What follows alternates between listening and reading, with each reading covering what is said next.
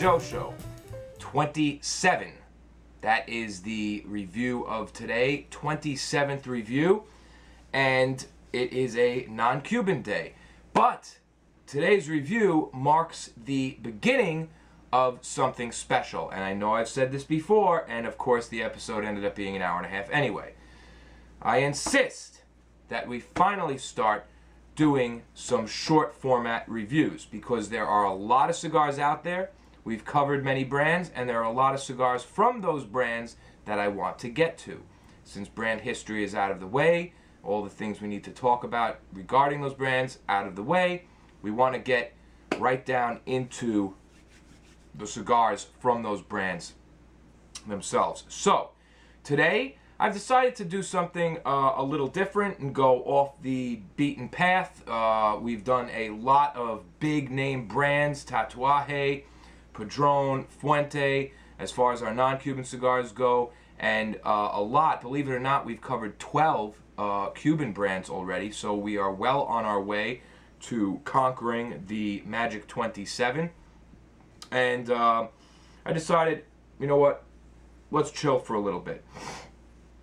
I have with me today a cigar from what is known as the Draig series, the Draig Limitado series by Emilio Cigars. If you remember, we've covered Emilio Cigars before as a company, House of Emilio, and what they do with our AF1 episode. So I have this Draig Limitado 2013 edition called the Cayuqueros with me today. And I'm just going to cut it and get started right away. Oddly peachy. And you know, I noticed that when I first took it out of the cellophane. Very dark wrapper. I'll tell you what I see right away. Triple cap, nicely packed, good looking wrapper. Kind of mottled, very, very dark, Maduro looking, almost Oscuro. But it's not a Maduro wrapper. It's just very, very dark. And some little speckles of gold and stuff on it. Don't really know. Sometimes there are little crystally things on the wrapper, and sometimes those little crystally things are actually just foil bits from the band, and this has a gold, so who knows what it is. Anyway, when I took it out of the cellophane, it had a very, very sweet smell to it, almost peachy. And I noticed it, and as soon as I put it in my mouth, took a draw. Now, number one, I took one draw so far, and I'm already feeling a whole bunch of spice. Number two, a lot of salt. A lot of salt at the front of the palate. And a very, very sweet kind of peachy thing happening through the nose. Interesting. Interesting. Sweet, not really chocolatey, but really it's the best way I could describe it. It's kind of peachy. I feel like you say when you say dried fruit or raisin, or you're getting like peach. Anyway, let's light it up and see how it turns out. We're going to talk about just a little bit about this cigar in particular, where it's made, what it's made of, what it means as far as the label goes. You know, House of Emilio has a whole bunch of different series, cigars out there. A lot of different cigars. And the Draig series, Draig is Welsh for dragon, by the way. Drake comes to mind, like Fire Drake, if you watch Lord of the Rings or any shit like that, which I do. The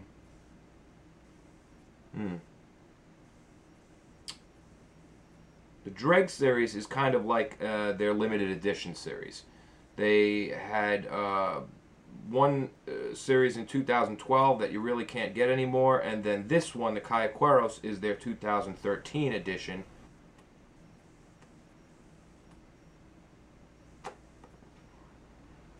Nice light.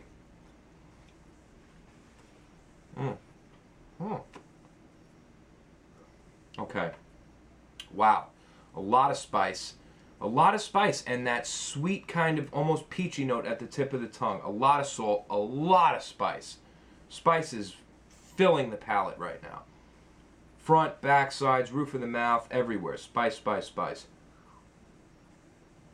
A lot of salt. Excellent draw.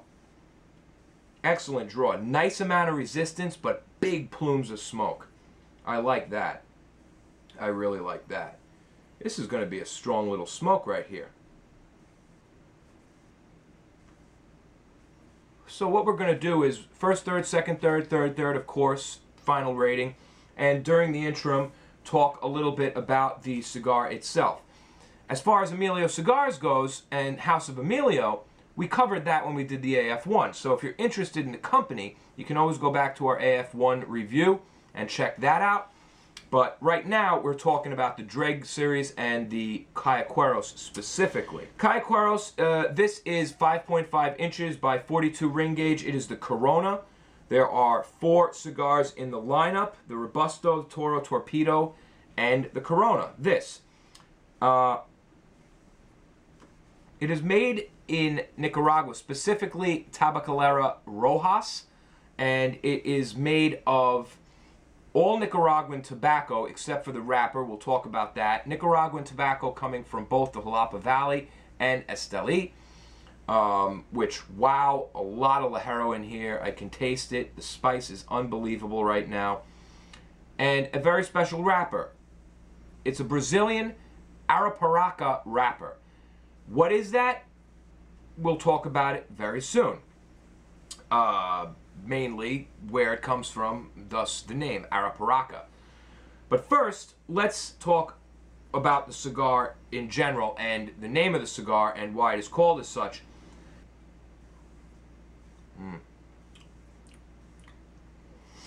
A little harsh through the nose. A lot of pepper, a lot of spice, man. A lot of spice, a lot of salt, though. I like that. A lot of flavor. Cayuqueros is a term that comes from Cayuco, the town Cayuco. First of all, if you look at the band, you see the dragon. That's the Draig, Welsh dragon, Draig. And you'll see a little saying right up at the top. You can hardly see it. Las gentes del Cayuco. And when I translated that on Google, it comes out to the people of the canoe. Now, why canoe? I'm really not sure. I didn't do too much research into the history of this area, but it is a town, or what they call a municipality, or whatever you want to call it, in Cuba. And it is part of the Pinar Del Rio province, which we all know by now has within it the Vuelta Abajo region. And the whole province is known, most well known, for its superb tobacco growing, especially within the Vuelta Abajo region, for all of us Cuban fans out there. But Cayuco, and Cayuqueros specifically, I wrote it here, people from Cayuco carry the name Cayuqueros, which can be translated to troublemakers. It's a term given to troublemakers in the town. Long story short, that's what they call themselves, as far as, you know, if somebody's like riff-raff up to no good and somebody labels them a Cayuqueros, you know. Maybe the town has the town itself, as far as other towns within the province go, the town has a reputation of breeding trouble or having troublemakers within it, whatever. The whole point is that's what the term is supposed to mean. Troublemakers, and on the House of Emilio website, when you look at this cigar and you look at what it's all about, that's pretty much what it says. It also goes on to say that it is one of these Cayuqueros who helped us make this year's Draig. Now, the funny thing about that, I like that. That's cute. Big, big clouds of smoke, man. So if you go to the House of Emilio website and, you know, start reading through descriptions of all the cigars, the funny thing is that they're all dedicated to one person or another, or were helped created by one person or another, but it never mentions who. This year's cigar, like I just said, on the House of Emilio website, it goes on to say it is one of these Cayuqueros who helped us create this year's Draig. Who the fuck are you talking about? I mean, like, one of these Cayuqueros? You mean a person from Cayuco? Or a troublemaker? Or both? Or... that doesn't mean anything to me. Who? And I'm not trying to get down into your, you know, grill or anything, but we want information. At least I do. I mean, you know, hey, having a great cigar is always enough for me. But if you're going to start putting little quips and things on your website like that, at least tell us what the fuck you're talking about. I mean, it's one of these Cayuqueros who helped make this year's Draig. I mean, that could have been me or my brother who, like, you know, come on, man. So, you know, who it was or how he actually helped, there's just no mention of that at all. In fact, almost all the cigars on the House of Emilio website mention one person or another, but not specifically. So I start to wonder, like, you know, who are these people that you're talking about? You gotta love the cigar industry, man. Anyway, smoking right along. Really nice, tight ash forming here. Almost about to be an inch long. Really nice burn. Very nice draw. And I'm feeling it already. This is a strong smoke. This is a strong smoke. Pepper is subsiding now, especially through the nose, which was a bit rough at first, but I'm now able to put it through the nose and get some very kind of sweet floral, you know, floral notes, and then some sweet dried fruity type notes. A lot of salt. A very smooth, salty, creamy type of essence at the front of the palate and the tip of the tongue.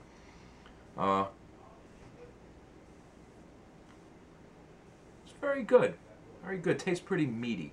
Alright, let's come back with our first third, and then we will get back into a little more about this cigar. Okay, we're back with the Cayuquero, the Draig Cayuquero by Emilio Cigars. So far, so good.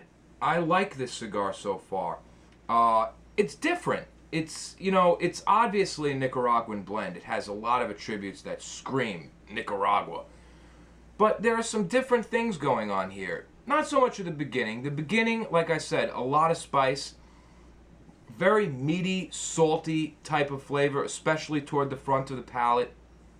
And a lot of black pepper going on toward the back of the palate, even the back of the throat. Pretty good, pretty good. But then, starting to get into the first third, almost starting to near the second third, some sweeter notes start picking up. It gets a little sweeter, a little creamier. You have some dried fruit type notes. Very interesting.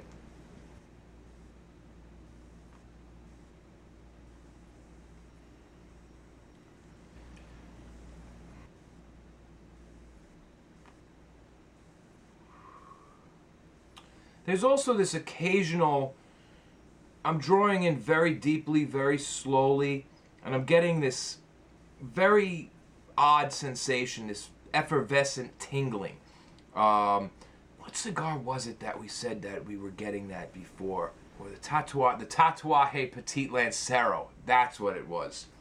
The Tatuaje Petit Lancero, this very subtle, effervescent tingling all around the edge, you know, not spice, not spice. It's different. It's an odd sensation. I like it. I like it. Through the nose, there's a little to be desired so far. Of course, yes, it's harsh. It's Nicaraguan, you know. But that's not the problem. I don't mind a little harshness putting it through the nose with Nicaraguan cigars. It just seems blank through the nose, you know. There's some, you know, pepper, and then maybe some burnt wood, ashy type, you know. Not really much going on through the nose right now. Aroma, though, and that's surprising because aroma seems very nice. The aroma, I got dried fruit. It's very perfumey with notes of dried fruit, sweet. Smells pretty good.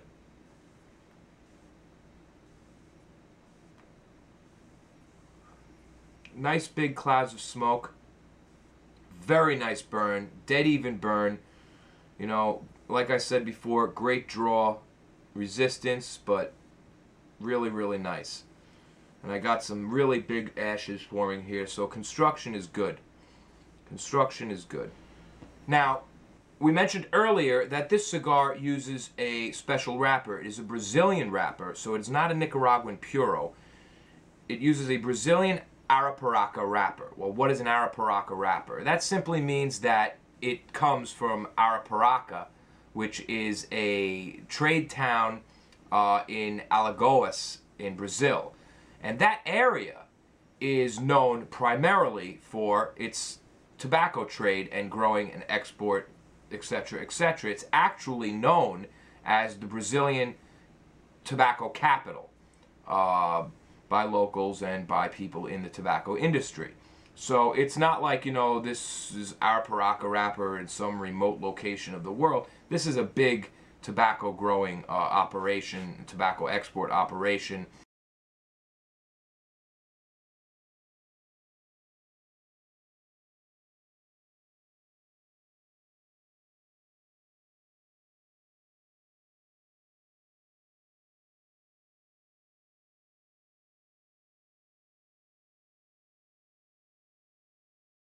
And that's where it comes from. That's all that means. But it's a nice wrapper. Like I said before, very dark, oily, you know, a little papery feeling, thick, but that's no problem because the burn is really good. I'm liking this cigar. I'm liking this cigar, you know. I'm glad I got this cigar. I'm glad I got a chance to try this. I may not have picked it up on my own. I mean, if I saw it at a shop, I would have, because I always pick up stuff that's new just for the hell of it, just to try it at least once. You never know what you're going to get. But I've never seen these at a cigar shop. So that is what Aripiraca is. And, you know, doing my research, I always run into one thing or another, and I just have something I wrote down here because I want to share it with you real quick.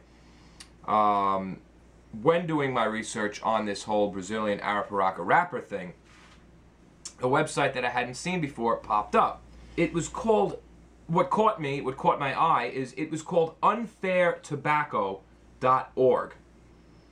And I said, what the fuck is that? So I click on the link, and at the top of the page is big thing in quotation marks, and it says, every tobacco is unfair tobacco. And I'm like, thinking to myself, okay, maybe it's a tobacco organization angry about taxation, or I don't know, what the fuck is this? Let me look into this a little further.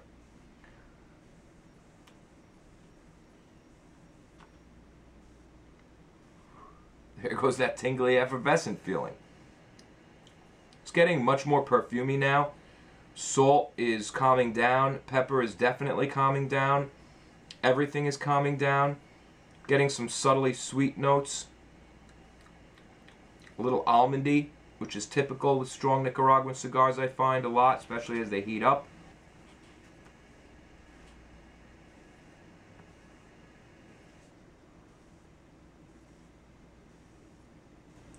Okay, you know what?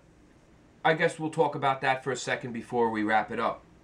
So what we'll do is, let me smoke this a bit more, enjoy it, come back, give you a second, third report, and then we'll talk a little bit about what the fuck I found and what the hell is unfair tobacco, and then do our last third and wrap it up. Sound good? Sound good.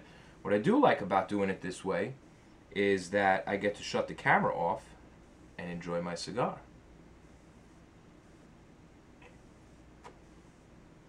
Not that I don't enjoy smoking with you guys, but sometimes I'm talking so much that I hardly have a chance to relax. God knows I need to relax. Excuse me. Alright, so second, third. Look at that. Great burn. Great burn, great draw all the way through. Very strong cigar. Really strong. Starting to sweat here. But very good cigar. Pepper's died down a lot. Salt has leveled out. You know, as far as other flavors go, the sweet notes kind of dissipated. I'm getting some of those deeper almondy notes. No major change-ups throughout the second, third. I get that nice effervescent kind of tingly feeling on the tongue. But that's about it. Just a very meaty, salty, typical Nicaraguan profile throughout the second, third, which is not always a bad thing. I mean, it's not a bad thing at all. It's just a decent cigar. It's a decent Nicaraguan cigar. And I'm liking it. I'm liking it.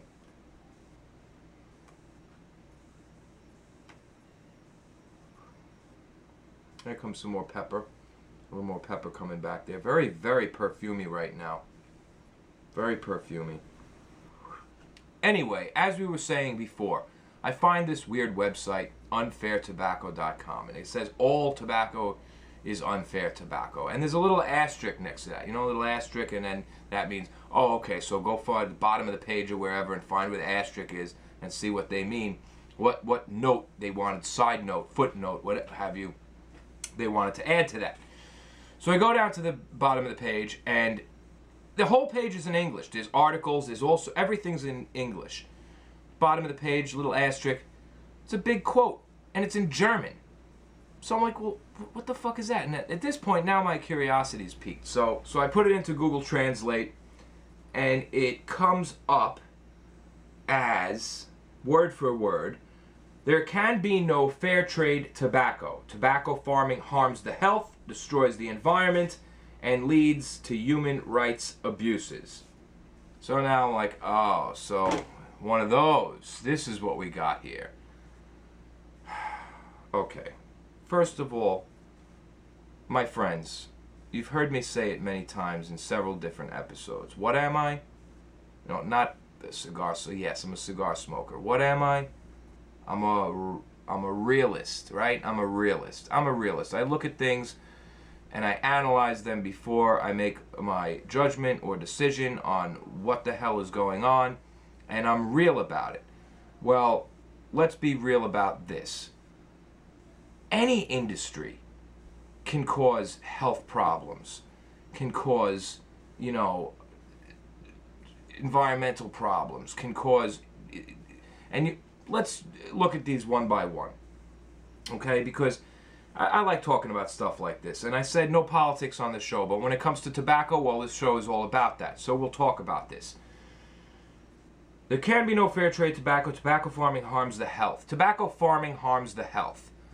Well, construction can harm the health.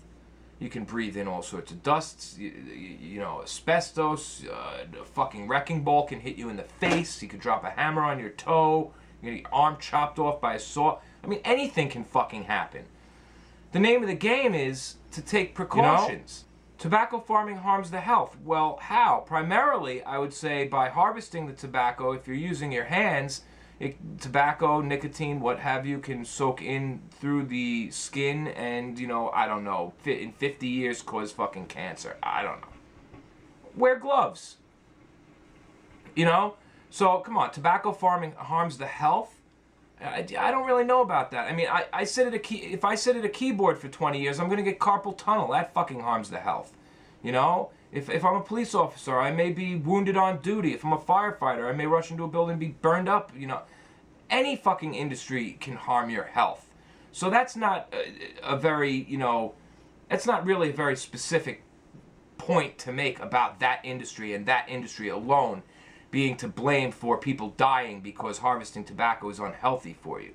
Smoking tobacco is unhealthy for you, so we have it equal on both ends, all right? How about that? I mean, come on, man. Harms the fucking health. All right, so what's our next point? You get what I'm saying, though. You have to take precautions. And even then, industries can harm the health if, you know what you're getting into. So, don't go crazy yet. Now, hear me out. Destroys the environment. All right, now, I don't like anything destroying the environment. We all live here. We all have to get along and hope our future generations can live here as well as we did. But let's be real. There are hundreds, if not thousands of industries that harm the environment on a daily fucking basis. This is a global problem. It's not just tobacco farming. It's all industry. Especially things like, harvesting of wood. All that fucking drama with the rainforests years ago. Who knows if the damage we've done is even reparable. And then even just industry in general, releasing carbon dioxide into the air, fucking melting the ice caps, global warming, all that shit. Tobacco farming, I mean, I don't know. But I would think in one sense you're growing a lot of fucking plants, so that's in one way that's good for the environment, right? Putting some oxygen back in there, absorbing CO2. I don't know, man. I don't know. And the last one, my favorite, leads to human rights abuses. Dude, not for nothing, but see, this is where I could show the definition of being a realist. Let's look at that statement. Tobacco farming leads to human rights abuses. No, it doesn't. No, it doesn't. No, it doesn't at all. It doesn't at all. It's not the tobacco farming. It's the fact that a lot of tobacco farming happens in countries that are run by governments that have no civil rights for their citizens. I mean, sadly, and this is a whole nother story. We're not going to get into this, but you look at Cuba, the government pretty much did. They took over the tobacco industry. Basically told everybody who owned a business, it's ours now. It's ours, and that's it. End of fucking story. End of conversation. What they say goes. That's one example. But look at the Dominican Republic. Look at Chateau Fuente. We read this story. We heard this story. I narrated this story on the Dr. Joe show. These are some of the most highly paid tobacco rollers and farmers in the world. These guys are happy. They don't. Fuente doesn't go around and grab a bunch of guys and lock them in chains and say, "Hey, make me fucking cigars." These guys come to him because they want to work for him. Not a bad job at all if that's where you want to live and that's where you want to set up your life. Not a bad job at all. So there are many different situations in the tobacco industry as far as tobacco farming is concerned, where human rights and human rights abuses, whatever, none of that comes into play. Okay? So it's not tobacco farming. It's the corrupt or unjust or uncivil governments that run the countries where much of tobacco farming takes place. That's how it works, and we've seen how these countries are. I mean, so with all the revolutions we've talked about and all the riots and all the uprisings and, fucking shit goes crazy and people start setting factories on fire and, it's crazy out there. But basically, you're wrong on all 3 points. You're targeting a specific industry for reasons unknown. Maybe you have a grudge against tobacco because it's caused some harm to somebody as far as, smoking can lead to cancer. We know that. I mean, it'd be fucking really stupid to say that, no, it can't at this point. Yeah, it can. But it's a choice. It's a choice we all make. And cigars, the rate is a lot lower than smoking cigarettes anyway. But that's another story. So I want people to, guess what to take away from this message is when you read something or somebody says something, and they just kind of barf it out like this person basically did on this website. It kind of makes me wonder why the entire site is in English, and then when he explains himself, when he explains what unfair tobacco is, he puts that one part in German. Probably because he had a whole bunch of English-speaking people reading that and emailing him fucking hate mail, telling him to go fuck himself. So I guess he figured he'd get a lot less response on it if he put it in German. I mean, it's the weirdest fucking thing. It's the weirdest thing. It's like as if I opened up a cigar site and everything's in English, and then at the bottom I have something in fucking Japanese, and it says my political fucking standings or viewpoints. Very fucking strange.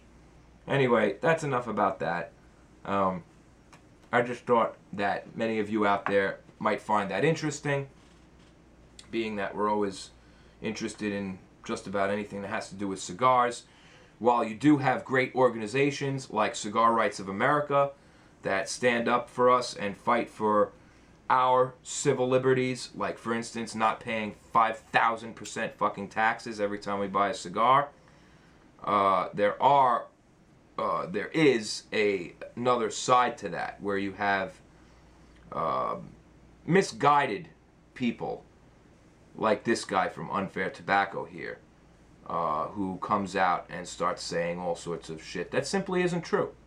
Simply is not true. Is it true?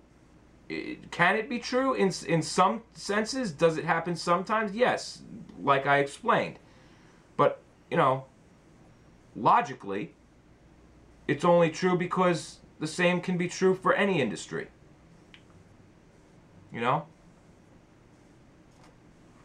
Fucking sneakers violate, you know, making sneakers violates human rights. Fucking people making sneakers in Indonesia for 5 cents an hour, and then they're sold over here for $1,000 a pair. So, you know, please, I can come up with a million examples.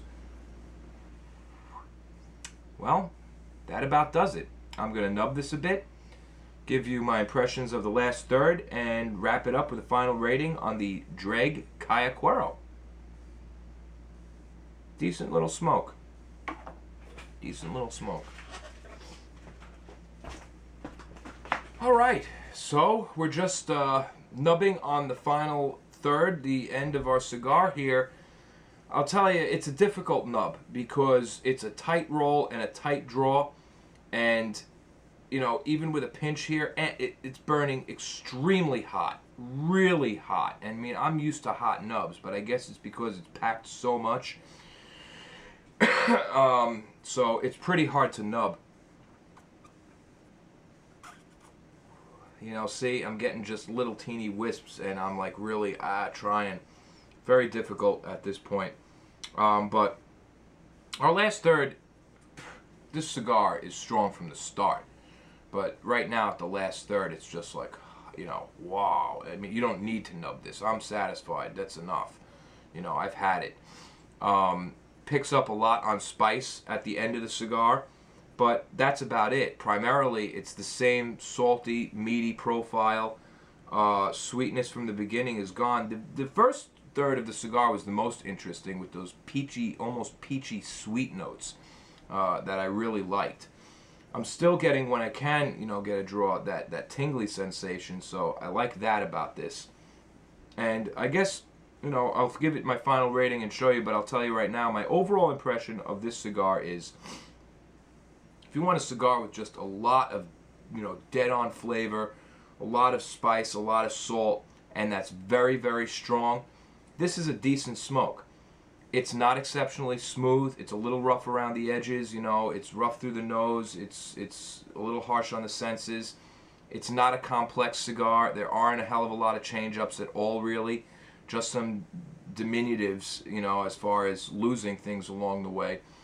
But it never gets bland. It's always got flavor, you know, and the burn and construction and draw are all really, really good.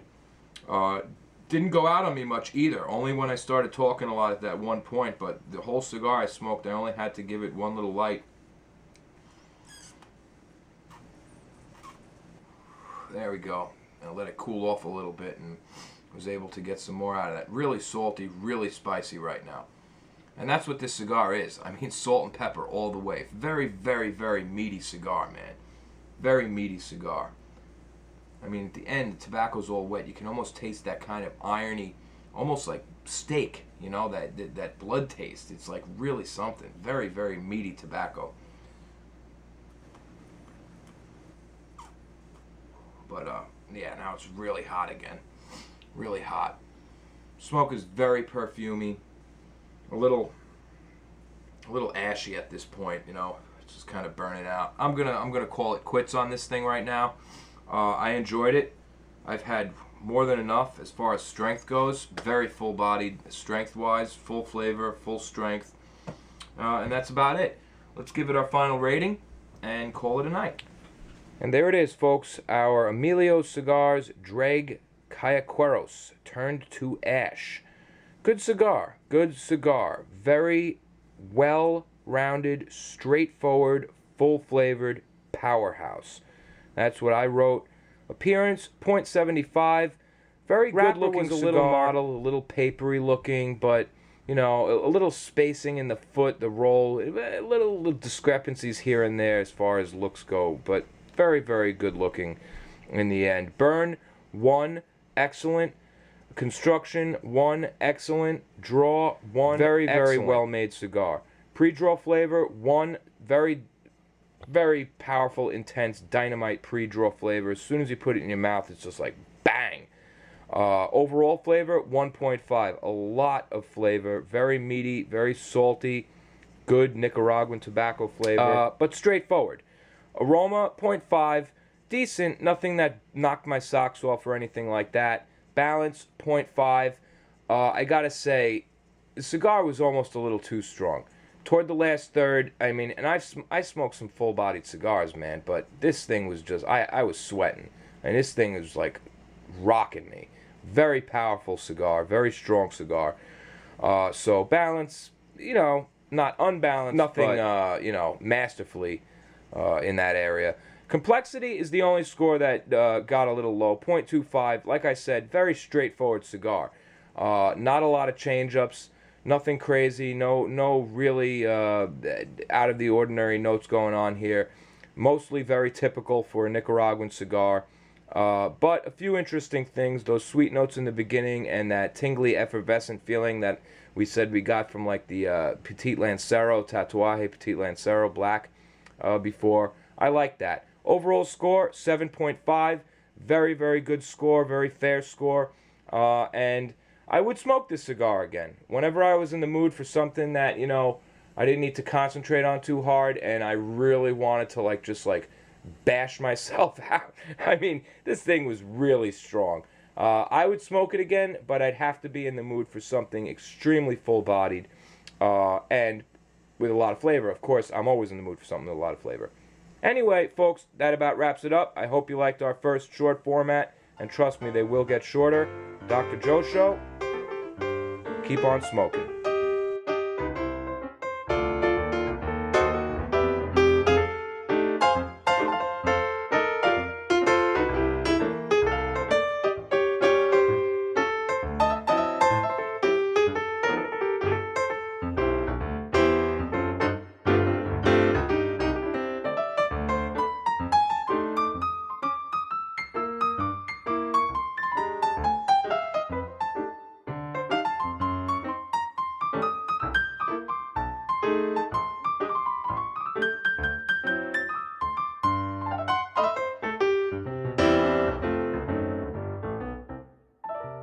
Say goodnight, Max.